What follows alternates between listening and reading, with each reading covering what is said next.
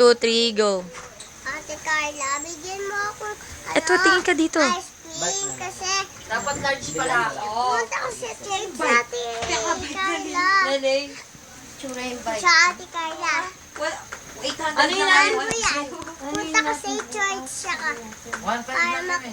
dahil mo yung Wala kayo ice sa cream. ganito na mahaba. Kaya baka double Kakainin natin. Paano ulit? Pinaka. Kasi di ba naman kami Ice wall cream yan natin eh. lahat. Kung XL ako baka hindi Tsaka, rin masyadong. thank you, salamat Ate Carla. Bigay mo sa ano ice cream ko. Kiss mo siya, kiss. Double XL. Oo, pwede mo naman po.